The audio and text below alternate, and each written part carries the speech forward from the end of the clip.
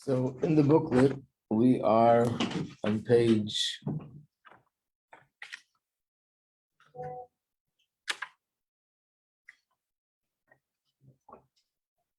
21, and we were discussing the reason that the Yom Tov is called Pesach.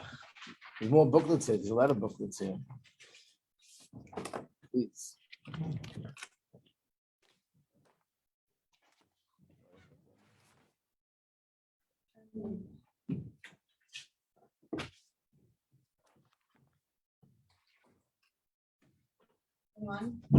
Yeah, so on the surface, it looks like the reason why it's called Pesach is what it says in the Chumash. Hashem jumped over the homes of the Egyptians, the homes of the Bnei Yisrael, when it came to the last Makkah's Bechoros. But we explained yesterday that this was one detail, but this detail expressed something about the nature of the entire process of Geula. That the whole process of Geula was a process of jumping. And what does that mean? Just like Begashmis, what is the difference between walking and jumping? Walking is you walk step by step. Jumping means you jump over. Normally it would take you 4 or 5 steps to get from this spot to another spot. When you jump, it means you're going over all those spots in the middle. And in one jump, you're from here to 10 feet away, or whatever amount that you're jumping. Beruchnis means that there's a certain order of how Hashem is revealed in this world. The general order is, depending on how refined I am and how much prepared I am, that's how much I could receive. So for example, in the world of Atzilus, godliness is revealed on the highest level because Atzilus is a more refined world. The world of Bria is revealed less because it's not such a refined world. The world of Yitzira, even less. The world of our world is the least. In the world itself, depending on in a shul, in a yeshiva, in a tefillin, in mezuzah, godliness is revealed more. In ordinary objects, godliness is revealed less. So basically, godliness is revealed in everything according to its capacity, according to what it could receive from a spiritual perspective. That's the order. What happened on Pesach was that Hashem jumped over that normal order, that normally it would take us who knows how many years to sort of deprogram from Mitzrayim, refine ourselves, and eventually become ready to receive a light of Hashem. Instead, we were in the 49th gate of impurity, which is the lowest we could reach. And in no time, we were already experiencing the highest levels of Gila Lakus, of godliness revealed. That means that Hashem jumped over the order of things and he revealed himself to us without us having to go through all the stages we need to go through. So that's also a form of jumping. It's like we use the expression in English. This student skipped a grade. What does it mean, skipped a grade? It doesn't mean physically they went skipping out of the room to another room. It means normally you go from first grade to second grade to third grade to fourth grade, and they went from the second grade to the fourth, so they skipped a grade. A person in business, in the army, wherever there are levels and stages, and if you go from one stage to the other without going to the in-between, that's called jumping. That's called skipping. So the Eibishter jumped over all these levels, and he took us from the lowest of levels and he raised us to the highest of levels. So the lowest of levels is the 49th gate of Tumah. Like we explained yesterday, not only we were in the 49th gate of Tumah, but we said that it says in Pasuk, and the Medrash explains that Hashem took us out with an eye blink, the blink of an eye. That's the longest. Why? Because had we been in Mitzrayim another moment, we would have sunken so low, it would be beyond return. Which means not only we were in the 49th gate of impurity, but we were at the threshold of number 50, which is the lowest point you could reach. And from there, Hashem brought us to a place which is the highest point. And that's again, looking at page 21, number 6 on that list. Nigla Aleim Melech Machi Amlochem HaKadosh Baruch Hu Ge'olam. That's the language that's usually quoted. We find this in the Haggadah. So you can look it up in the Haggadah, and that is on page 27. When we ask, why do we eat matzah? And we say because the Yidden ran out of Mitzrayim, and there was no time for the matzah to become leavened before the King of Kings, the Holy One, blessed be He, revealed Himself to them and redeemed them. In Chassidus, it explains how this term, which is Melech Machi Amlochem HaKadosh Baruch Hu, what it refers to, the highest levels of godliness, was revealed to us. What does it mean for us? So first of all, it means that when Pesach comes around, we can also, our avodah should also be jumping, which means that normally we feel limited. If I'm in a certain place, I feel limited that I can't get to the next place without going through one stage, another stage, a third stage. Pesach is a time where a person could sort of let go where they're at and rise to a place which spiritually this would also be considered jumping. In other words, things that before looked to me like it's impossible, I could never reach that level, I could never accomplish that, I could never achieve that because I'm so far away from that. Pesach, we all have, Hashem gives us the power on a personal level that this is a Yom Tov, we can all have the strength to jump spiritually.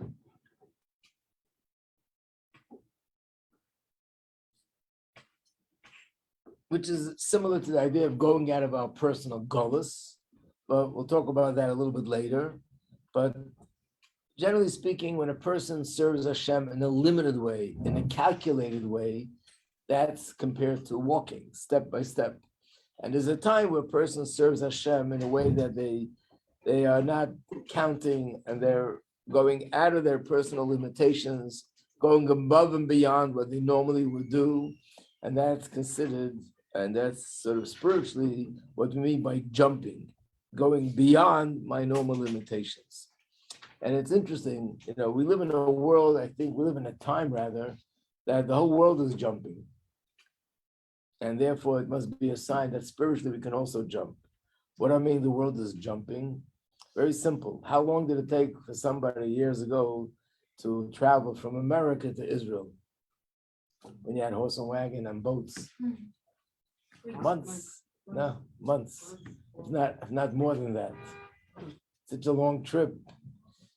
If you would tell somebody years ago that you can eat breakfast in one country and eat lunch in the next country and supper in the third country, they wouldn't believe that it's even possible. But you're doing is you're jumping over all the stages that you normally have to travel. It takes so much time to travel so many miles, and here you're jumping. I mean, imagine you have a document that you need to sign, and you sign it here in America. And then you scan it and you press a button and the person over there gets it, and 2 minutes later, that's jumping. You jumped over the Atlantic Ocean, the Pacific Ocean, you jumped over hundreds and thousands of miles and you got there in a moment. I mean, it doesn't work that way. The paper doesn't actually jump. But in principle, the idea is that you've jumped over the stages that normally it takes to get there and you did it without. Spiritually, I think we see that also in Baruchnius, especially when we look at people who change their lives. It's also jumping, where a person looks back and says, where was I last year? Where am I now?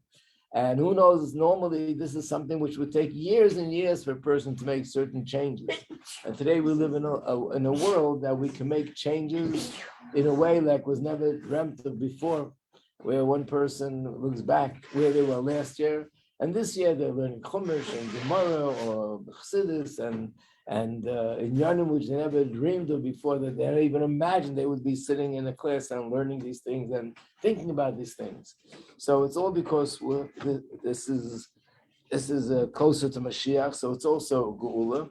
But that's the reason why Pesach is called Pesach. we have the ability to jump over our own personal limited standards and rise to a higher place. Now, another way of interpreting this idea of Pesach, where Hashem took us out of Mitzrayim and he jumped. Based on that, we also find another thing on Pesach. You can turn to in the booklet to page 28. Yeah, jump to page 28.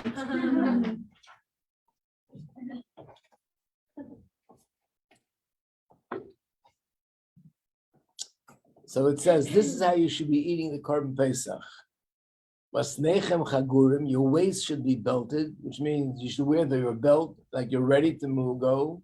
They're still in Mitzrayim. They're eating the Korban Pesach, but they're all ready to go. Now lechem lechem, your shoes are on your feet, your walking stick is in your hand, and you'll eat the Korban Pesach in haste because it's a Pesach. And then we know that they ran out of Mitzrayim so fast that there was no time for the dough to rise. And like Rashi says, that's on this next page, page 30, where it says, see, we actually jumped, went from 28 to 30. What happened to 29? We have to demonstrate the jumping. Yeah, it was also a mistake. That's, by the way, yeah. So what does it say? They went out in the blink of an eye. That's how quick they went. And they got from one place to another place. So one of the things we learned from this is what this is called zerizus. It's one of the character traits we learn about in Pirkei Avos, that a person should do things quickly. Okay, this is not about jumping, but it's about doing things quickly, which means even when you do things that are not beyond limitations, but still it should be done quickly. The lesson to do things quickly and not to procrastinate, actually we learn this from matzah. There's a pasuk in the Chumash. Let's see if we have it in another place where it says, Ushmartem es hamatzes, which means you should watch the matzahs. Watch what? Watch that it doesn't become chametz. In fact, that's where the term shmura matzah comes from. Ushmartem, the same Hebrew word. You should watch it and make sure it doesn't become chametz. So one of the sages, and as brought down in Rashi and Chumash also, it looks like I did not make a copy of it here, says, I have it on page 21, but I didn't make a copy of the Chumash. Look at page 21, 8, number 8, where it says, Ushmartem es hamatzes, and next to it says, Ushmartem es ha-mitzvahs. In other words, the word matzahs can also be read like mitzvahs. So just like you watch the matzah, it shouldn't get sour, watch the mitzvahs, they don't get sour. And a mitzvah comes up your way, you have an opportunity to do a mitzvah, don't allow it to pass.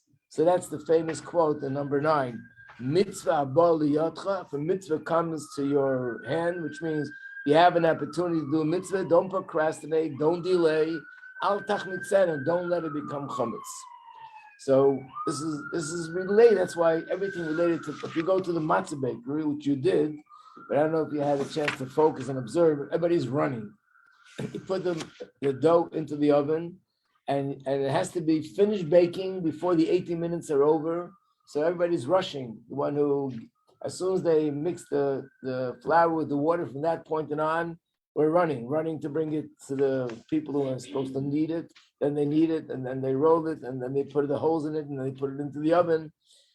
And that's all because Pesach is a time of zerizus, a time where we do things quickly. We learn not to delay, but to do things properly.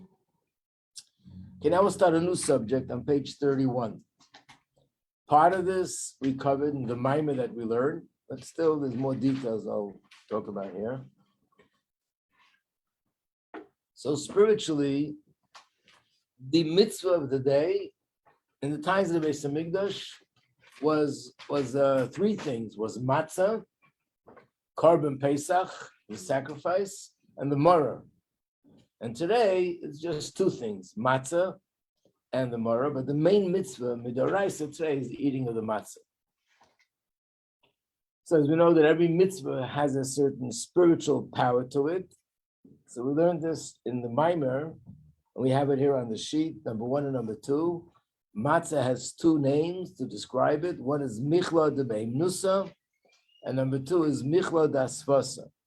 Michla de Beimnusa means bread of faith, and Michla de Asfasa means bread of healing.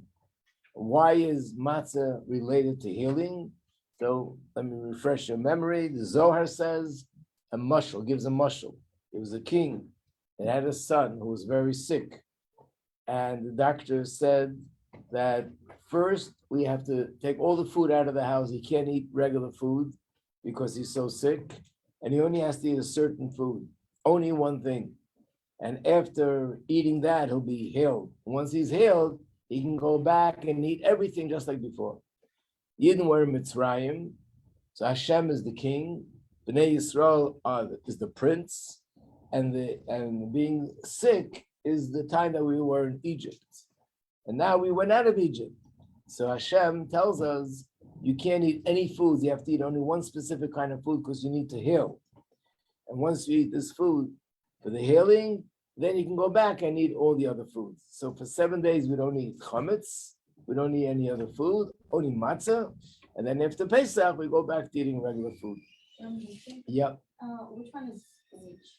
The first one is Amuna. You see the letter Mem there? Yeah. That should remind you that's Amuna, but it's Aramaic, that's why it looks different. Mehem Nusa. And the second one, Asvasa in Aramaic means healing. Where do we find an association with Pesach and Amunah? So this part we didn't learn in the Minor, so I want to show it to you now. Let's turn to page 33.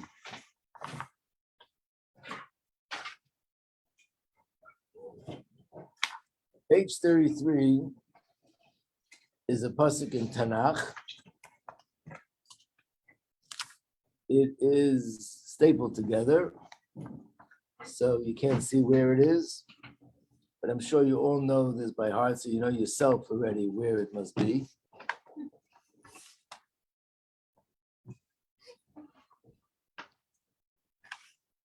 Well, we'll look it up later. Anyway, this pasuk talks about going out of Mitzrayim. You have it here in the English and in the Hebrew. So in the English, in the Hebrew, it says "Verastich li la'olam." Erison in Hebrew means to betroth, marriage. So okay, I'll read the English. It'll be easy to follow. I will betroth you to me forever. Hashem says, "I will betroth you to me with righteousness," which in Hebrew the word is tzedek, with justice, which is mishpat, with kindness, which is chesed, with mercy, which is rachamim, and I will betroth you to me with fidelity, and you shall know Hashem. In Hebrew, it's erastachli be'amuna. So basically, in the pasuk, it says the word "I will betroth you" more than once, and one time it says it'll be with tzedek and justice, and the other time it says be'amuna. So the Gemara says, or maybe it's a medrash. The medrash says that we all know that when the Yidden was standing at Har Sinai receiving the Torah, that is like the marriage between Hashem and Bnei Yisrael. But in this marriage, there are 2 stages. One stage is Erison, and one stage is Nesuin. You don't have to write it down because I have it on the sheet. If you look at page 31, number 12, Erison and Kiddushin. This came up more than once, but let's go it over again. That years ago, I guess in the times of Gemara, it was still that way, that when 2 people got married, the process took a year. What does it mean, a year? That first, the husband gave the kala the ring, and he told her that she's married to him, and that's called erison. And out from the Torah perspective, this is marriage. They're considered married to each other, and if they had relation with anyone else, that would be adultery. On the other hand, they still weren't living together as husband and wife, because there's another stage. So they waited 12 months. The purpose of the 12 months was to be more prepared for marriage, whatever they needed to prepare. And then 12 months later, they did the chuppah, the yichud and the sheva brachas. Rather, chuppah, sheva brachas, and yichud. And that's when the marriage was completed. And from that point on, they could live together as husband and wife.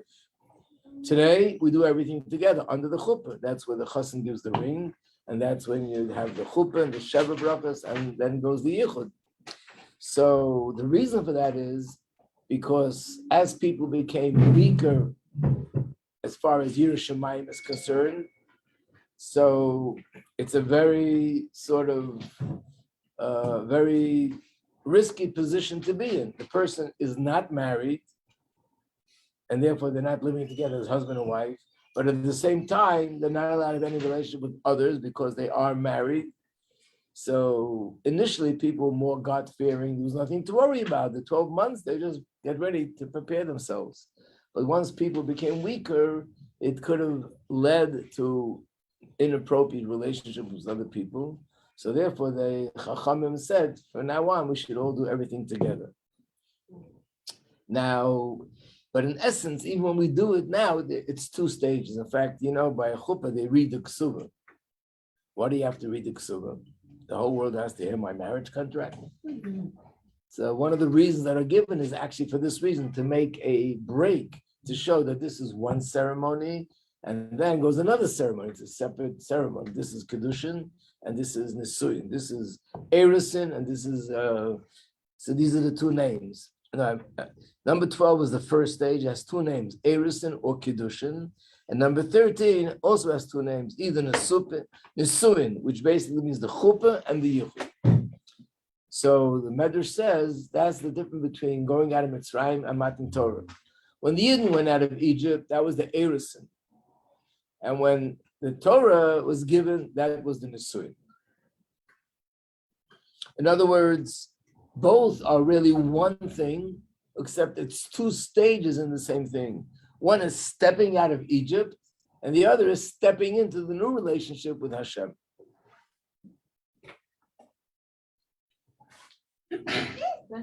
Which means that you can't connect to Hashem unless you disconnect from Mitzrayim. So it's really one thing. In a certain sense, even in a marriage, it's also the same thing. I always think of this story. There's a story with the Rebbe Rashab, that there was once a Farbrengen, it was Purim, and as we know by Purim Farbrengen, everyone says L'chaim, and at that Farbrengen, the Friedrich Rebbe describes his father, the Rebbe Rashab, that he was very full of simcha, and he was speaking in a very unusual way, and all the Chassidim were very excited. It was an amazing, unusual atmosphere. In the middle of the Farbrengen, the Rebbe Rashab said, "Who wants to come onto my wagon?" And then he described his wagon. He says the wagon is decorated with the brilliant, deep philosophical concepts in Chassidus, and the wagon is saturated with the sweat and tears of Avodah Chassidus. We know Chassidus has two parts. One is learning things deeply, intellectual, and the other is self-refinement. So he said it's decorated with the deep philosophical concepts, and it's saturated with the tears and sweat of Avodah, working hard on self-refinement. One of the Chassidim, who I already said L'chaim, started to cry. He said, "Rebbe, where are the stairs to your wagon? I want to go there. Where are the steps? How do I get there?" So the Rebbe Shab said, "You're right. You need stairs. There are 4 stairs. 2 is to get off the ground, and the other 2 is to get into the wagon." This is the point that I'm making. You can't get into the wagon unless you get off the ground. You can't get into Har Sinai unless you let go of Mitzrayim. And in a marriage, it's also similar. What is it similar? That before one gets married, they're independent. So independent means that I could really have a relationship with anybody else in the world. That's open, theoretically speaking. Now, when they get married, means we're designating and dedicating our lives to each other, excluding everybody else. It's just us two in this marriage. So there's 2 stages. One stage is where I have to let go of my status of before, where I was sort of in my own place, disconnected from connected to everybody and disconnected from anybody. I have to let go of that status, step out of that, and then I step into a relationship with someone where I'm going to be connected with this person forever. So these are the two stages. And spiritually, these are also two stages. And where are they hinted in this pasuk that we just read? When it says, I will betroth you with emunah, which means with trust and with faith, that was the first stage. Because when they were in Mitzrayim, they didn't have the Torah yet. They didn't have the intellectual part yet. They just had faith and trust in Hashem. 50 days later, when they went to Har Sinai and Hashem gave them the Torah, then we can say, I will betroth you with mishpat, with justice, with learning, with all the laws that we learn in the Torah. So basically, the pasuk is alluding to these two stages, and we see from here that the first stage, being that it's without the knowledge of Torah yet, it's called emunah. It's just trust in Hashem. In fact, there's a pasuk, also a nevuah prophecy, and this pasuk is the pasuk we say in our davening on Rosh Hashanah. In fact, the copy I made is from the Machzah of Rosh Hashanah. Look at page 34. On the bottom where it's underlined.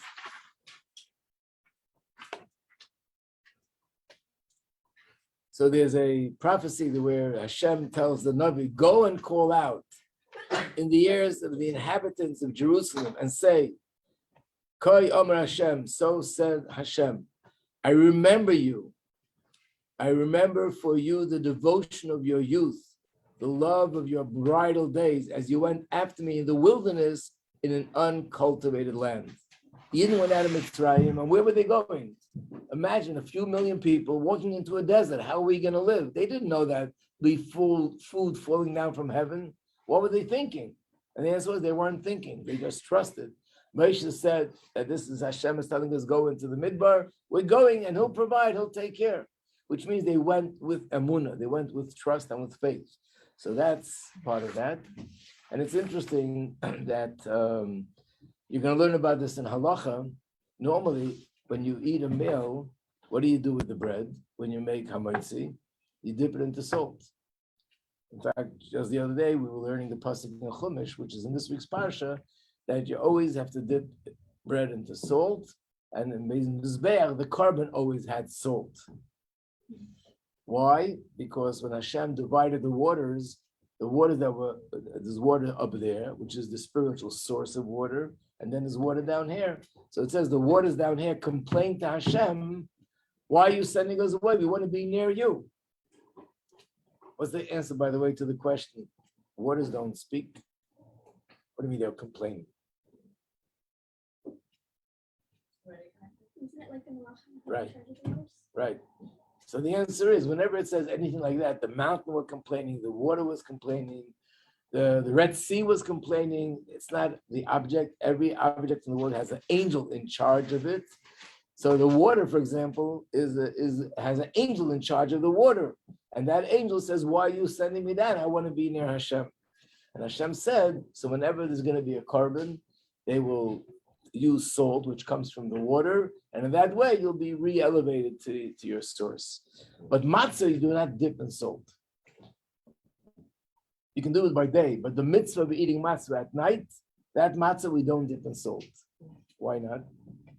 The reason I guess the simple reason according to Allah is, when you dip it into salt, you feel the salt, and we want to feel just the matzah, the mitzvah. The Chassidic answer to that is, by the way, it's in this week's Parsha of Likutei Torah. The Alter Rebbe says something very interesting. Matzah is emunah. Matzah is a food that when you eat it, you're digesting emunah. Hashem is injecting emunah into our system by eating the matzah. It's a spiritual food. And salt gives it a taste. The difference between emunah and seichel is when you understand something, it has a taste because you understand the logic and it's understood, it makes a lot of sense, and it's a pleasure when you understand something properly. I'm sure everyone had that experience once in a while. You're learning something, you don't understand it, someone gives you an answer, wow, that's amazing. Emunah means I don't understand, I'm just doing it because Hashem said so. It doesn't have that same taste. In fact, what's the Hebrew word for taste? Anybody know? What's the Hebrew word for reason? There you are. So something that has a taste, something has a reason, has a taste. Because matzah is amuna, we don't dip it into the salt to indicate that this is about amuna, not about logic and seichel.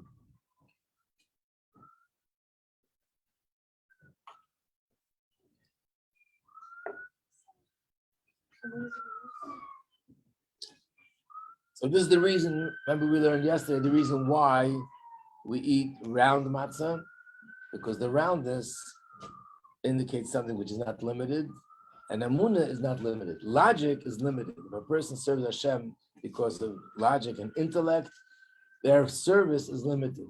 And we know that all those people that unfortunately, their Yiddishkeit and their serving Hashem, as great as it was, but if it was based purely in intellect, somewhere, someplace, either by them or their children, or somewhere they slipped because logic is limited. Then something comes up which is very difficult, and logic doesn't find satisfaction in following Torah mitzvahs. But when the dedication and the loyalty is at a level of amuna, it's infinite, and infinite is indicated by roundness. I have a question. Yeah. So why Chabad would do like according to the intellect? Very good question. I can ask a better question.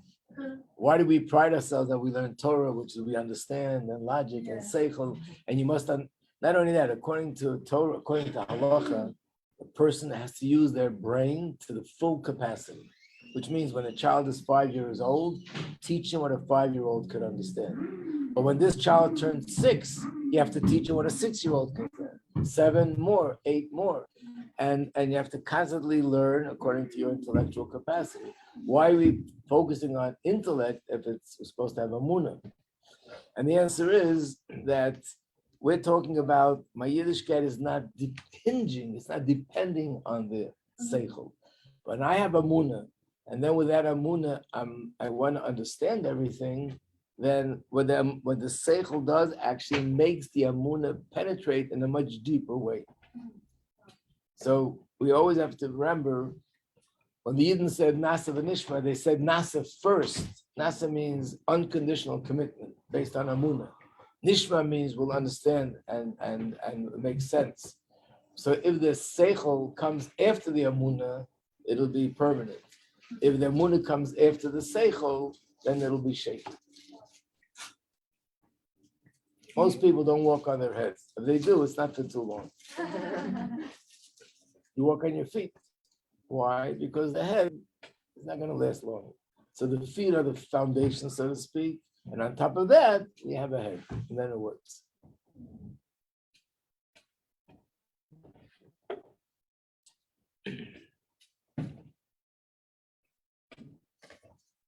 Okay, so this is a very powerful thing. There's more things here, but I'm sorry for those that are joining for the first time. But we had a mimer, and in the mimer we spoke about a lot of these things. So I don't want to repeat it again. But what we have to walk away with from this page is that eating matzah, of course, it's a mitzvah, but to realize this is a mitzvah that by eating the matzah, we're ingesting emunah. Hashem is projecting emunah into our neshama by eating the matzah.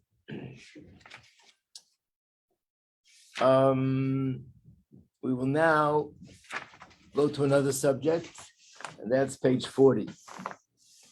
So the opposite of eating matzah is not eating chametz. The positive mitzvah is eating matzah. The negative commandment is do not eat chametz. So we need to talk a little bit about chametz. Why is the poor Nebuch innocent chametz being treated so harshly more than any other trait in the world? So I want to go through a few things about chametz. When you take it apart, it's really shocking the way the Torah deals with chametz. First of all, number one on the list, I'm looking at page 40 now. Number one on the list is Isurei b'mashahu.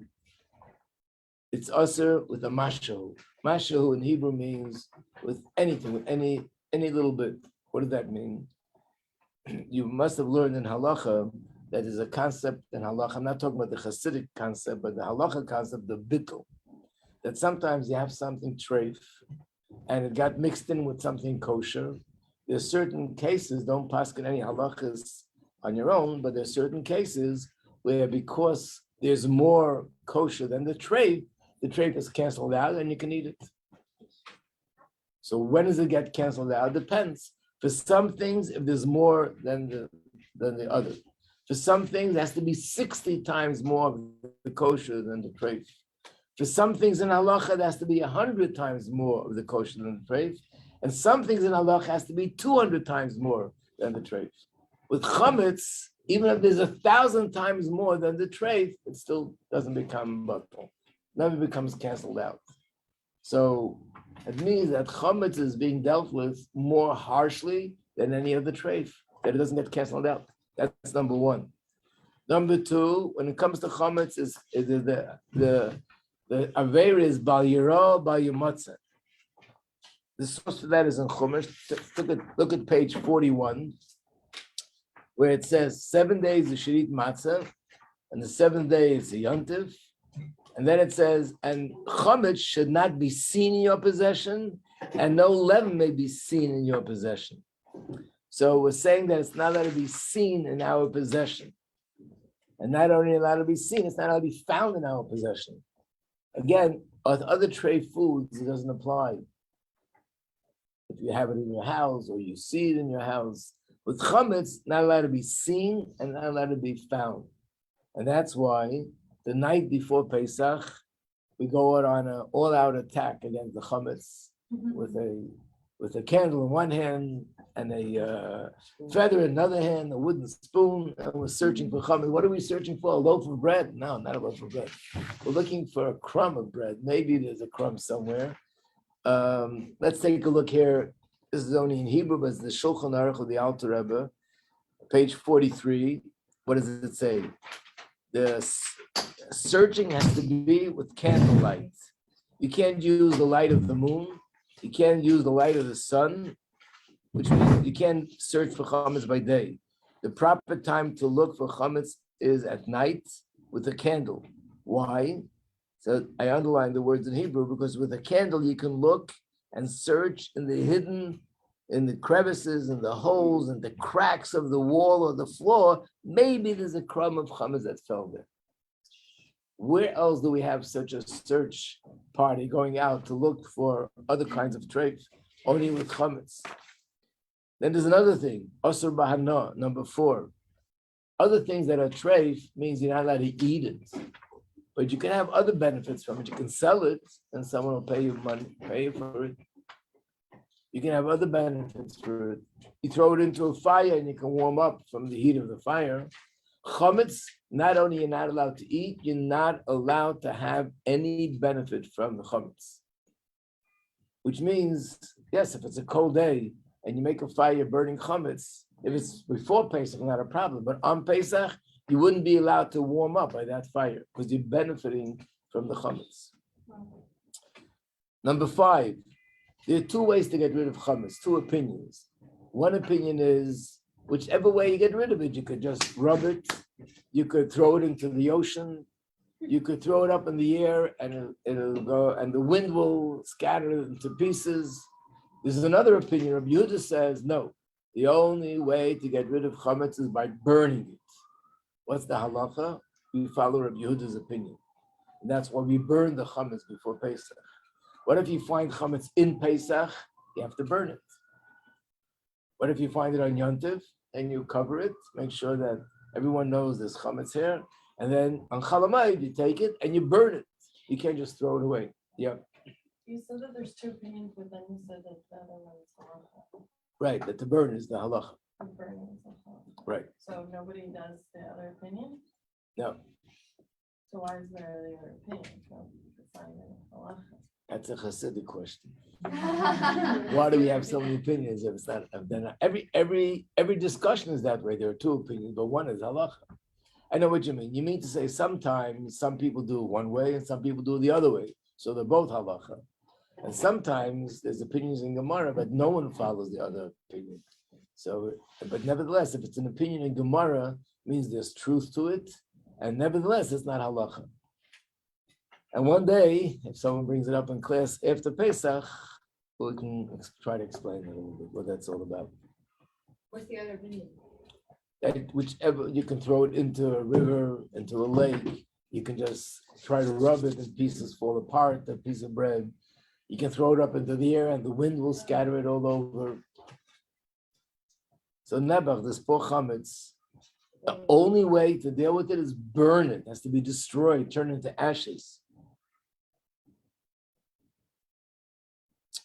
Number 7, this is special mainly for Chassidim, matzah shruya. This is one of the things that makes a lot of people dizzy, that on Pesach, not only you can't eat chametz, you can't even eat matzah that became wet. What's wrong if matzah became wet? Maybe there's a little bit of dough in the matzah that wasn't baked fully.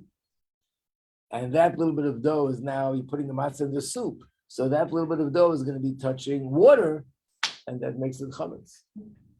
It's so far-fetched. You put this matzah in the oven, everything was baked. It's very far-fetched, but maybe.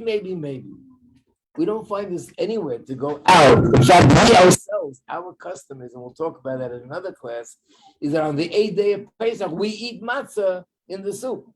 So obviously it's not real chametz, and nevertheless, during the 7 days, we're careful. Matzah shmura. Anyone know what matzah shmura means? Shmura matzah? Watch the whole process, but true is all matzahs watch the whole process.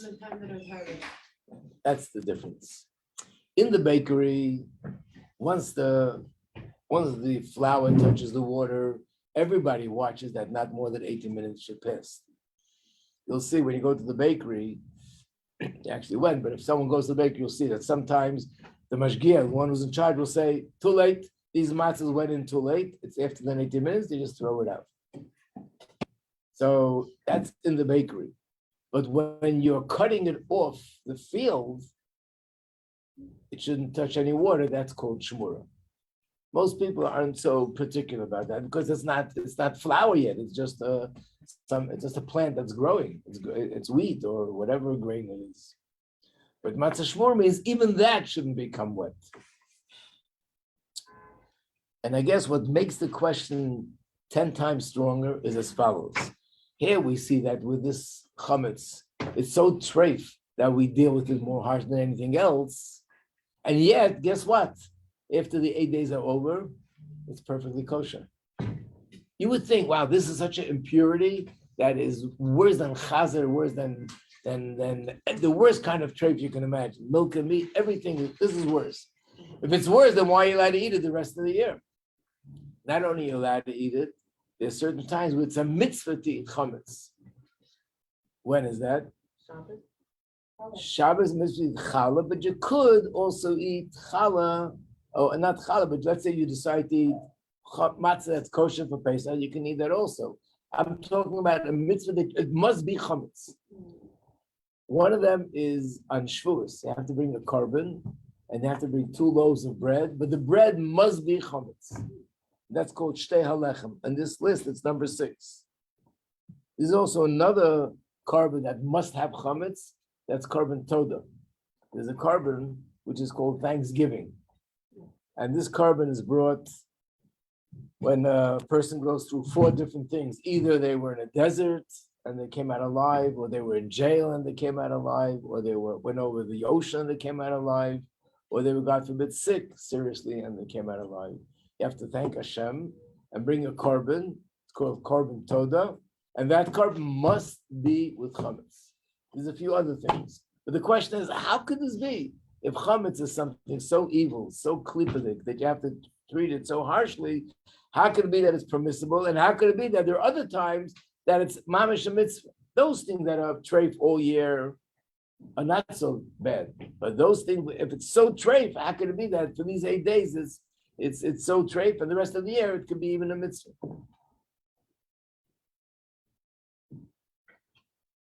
So the answer is,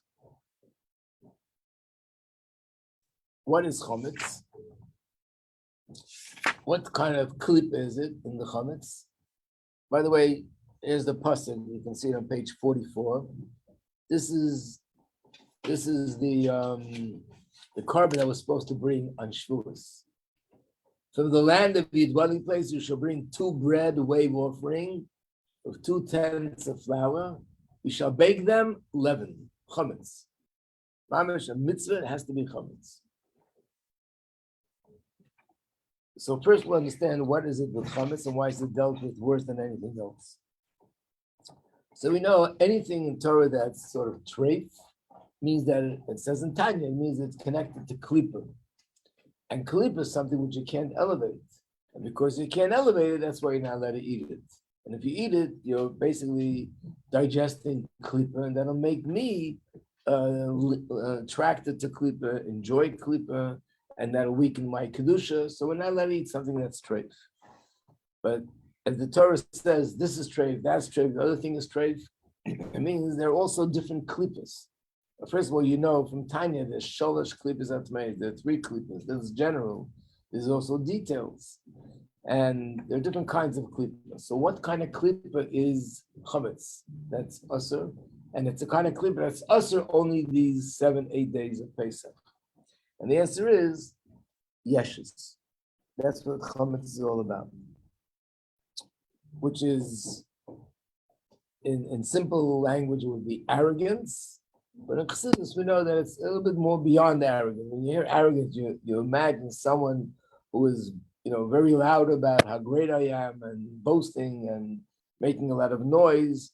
Not necessarily does arrogance always have to be so loud, making noise. Arrogance is a person that's self-centered and basically very conscious of self, in an exaggerated sort of consciousness and focus on self. And that's what Yeshus is all about. And because Yeshus is something, this came up Purim time when we had the class, Yeshus is considered something which leads to all other evil, which means all other klipa, everything ultimately begins with Yeshus. Because what is Yeshus? Yeshus means the fact that I want to feel the feeling of independence of Hashem. It's like a child, for example, that doesn't agree with their parents. It goes against their parents, a little child. And, I want to do it myself. I want to do it my way. Everything you tell them, they want the opposite. They have a name for it called the opposite syndrome. Really, it's simple. It means he's a kid. That's all it means. But they have a name. Baruch Hashem. We have psychologists have a name for it. But really what it is that every child wants to feel independent. And don't tell me what to do. They might not say it in these words because they don't know exactly how to express themselves, but that's what it really is. And as adults, we also have it. It's wanting to feel a certain sense of self. We're all human and we all have that. But when we talk about Yeshus as something negative is when it's more pronounced, more exaggerated, more emphasis. Yeah. So you're saying that almost like in the days of Pesach, like we're really careful, even though, I don't know, like I'm not saying that there's not the chance that there's that little bit of flour that could get wet, but we're really careful to not do that. And on the last day, we do it. So then on the last day, is there something that's changing from like the yesh? Right. Not only that, what we're going to be talking about when we get there is that actually there's 2 kinds of yeshus. There's a negative yeshus, and that's the yeshus where we're eliminating during the 7 days of Pesach, 8 days of Pesach. But there's a kind of a yeshus which is a positive yeshus. And that's the reason why during the year you're allowed to. Certain days you must. And on the 8th day we eat matzah shruya. It's all sort of stages in a yeshus which has a positive slant to it. And then it's a different kind of yeshus. We'll have to talk about what the difference is. But generally speaking, first starts off with the yeshus which is prohibited. And that's the feeling of independence is what leads a person to do averos. The fact that I don't feel Hashem and I don't see Hashem, right? And I have my own personal interest outside of Hashem is what leads me to do everything else that I do. That's negative. Yep. I was gonna ask you a similar question that you answered. I was gonna say, like, if it's so bad, then why do we ever eat comments? But now I understand. Right. And even if there is a good yeshus, the question would be, okay, so let it be all year round. Chametz is treif, and a few days a year we can eat chametz because there's some good to the yeshus. Here's the reverse: all year round chametz is okay, and only 8 days it's not okay. So in a certain sense, the 7 days of Pesach is like a Yeshus exercise weekend. It's like people go away for a week, not weekends, they go away sometimes for a 10-day seminar or a 10-day, what do they call it? To work on losing weight or work on something else for amount of, you're intensely in it. You lock yourself out, nothing else. We're here for 10 days, listening to lectures on the subject until we get to really know it. So this is a 8-day seminar on Yeshus. We work on the Yeshus, and then we can have the chametz that's permissible. But it's basically based on the fact that Yesh is really the source of all evil. First of all, is the source of any kind of negative thing towards Hashem. The fact that if a person would feel one with Hashem, there would be no anger towards Hashem, there would be no resentment towards Hashem, there would be no lack in belief in Hashem, and so on and so forth, because I and Hashem are one. It's the desire and the wanting to be separate, independent, which makes me question. Hashem said that, but I think differently. I have my own opinion about this. And certainly when it comes to interpersonal relationship, it's yeshus. It's wanting to be a person who wants things for themselves, selfish, and I want to do things that will make me happy. That's where it comes from, not caring about other people, not being sensitive to other people, about being able to take something away from another person, hurt another person. That all comes from being overly involved with self. And the more I think of self, the less I think of others. So Yeshus is the source of all evil. And because it's the source of all evil, therefore it has to be eradicated completely. It's lahavdil, like there's a certain disease that if the doctors concede, even with a microscope, it's in the body, they'll do surgery to take it out, because if it's there one little spot, chas v'shalom, it could spread and it will be detrimental. Have to get rid of it. You don't even allow a little tiny bit. That's how Yeshus is in the same category. In fact, it's similar. That's a disease where something is growing that shouldn't be there. Yeshus is also something growing that doesn't belong there. It's a person his identity, separateness of Hashem is growing, and that's something which has to be eradicated completely. And then once that is done, we can work on everything else. To be continued tomorrow.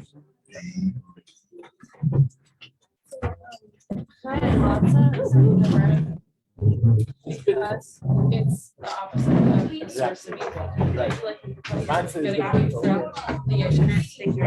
And then that's the source of healing, is moving away from Yeshus. Right. Even the matzah itself is like chametz is rich. It has, something rich to it. Matzah is simple. Not only simple, but you're eating it all the time. You put holes in it that it shouldn't rise. But not rising is an indication of staying simplicity.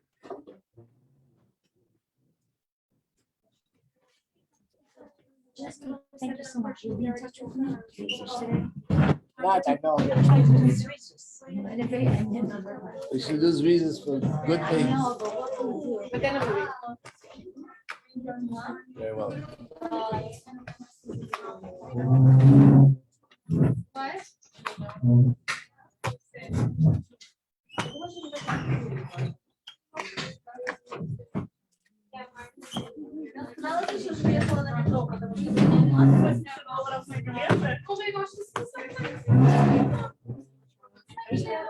Yes, thank you.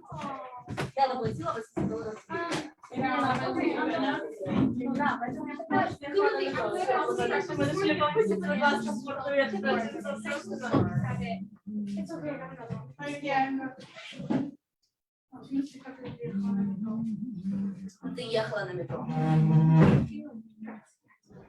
Если что, ты ехала на поезде. $31 билет, потом сказала, все, я поняла.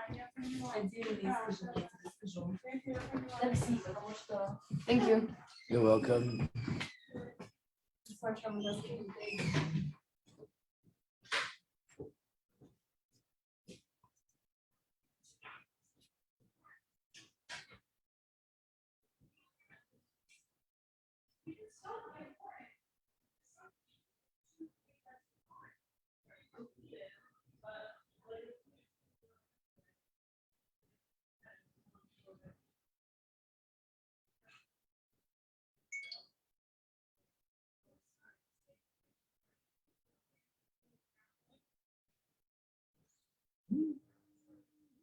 You.